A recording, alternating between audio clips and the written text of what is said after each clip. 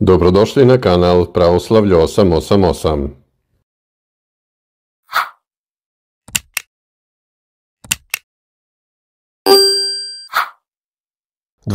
Jula 2025. godine atonski monasi Kelioti su javno i oštro protestovali protiv zvaničnog prijema premijera Grčke Kirijakosa Mitsotakisa na Svetoj gori. Ceo tekst izjave atonskih monaha objavljen je na web stranici Unije pravoslavnih hrišćana Svete gore.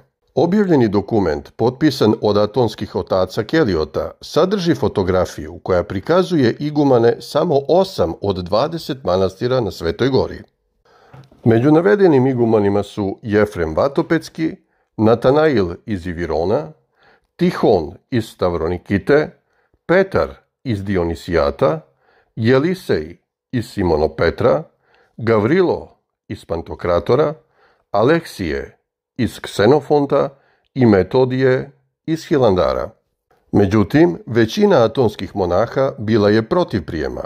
Monasi Kelioti su između ostalog saopštili: objavljujemo istinu. Sveta gora nije bila ni jedinstvena celina, niti se slagala sa dolaskom i prijemom antihristovog premijera.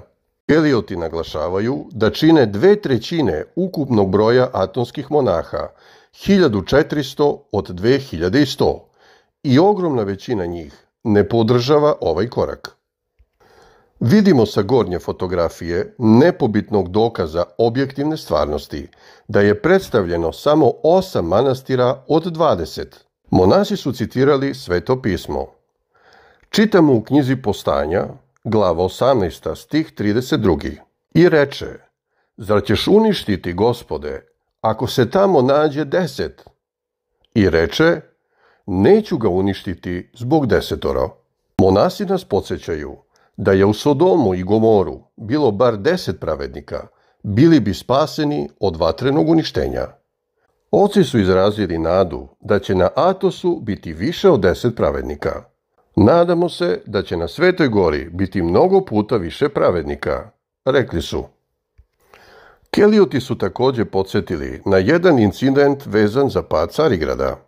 Sličan incident je vizija 5 prstiju otvorenog dlana, koju je Mehmed II video tokom svečanih proslava, što je kod njega izazvalo strah i zbunjenost, a koju je protumačio skromni i siromašni monah Genadije Skolarije, budući carigradski patrijarh. Ovom vizijom, kralju moj, Bog ti šalje poruku. On ti je dao grad, a ti ga nisi osvojio. Da je u Carigradu bilo čak i 5 pravih hrišćana, ne bi ga osvojio.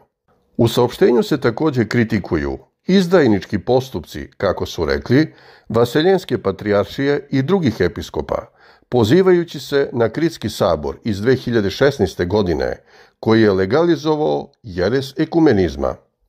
Sveta gora ima duboke korene otpora, počevši od lažnog sabora u Kolimbariju na Kritu. Rekli su monasi i dodali: nadamo se buđenju, konačnoj bici protiv konačnog pečata Antihrista. Jedan od razloga ogorčenosti svetogorskih monaha Keliota na premijera Mitsotakisa je i to što je grčki parlament 15. februara 2024. godine usvojio zakon kojim se legalizuju istopolni brakovi i daje homoseksualnim parovima pravo da usvajaju decu.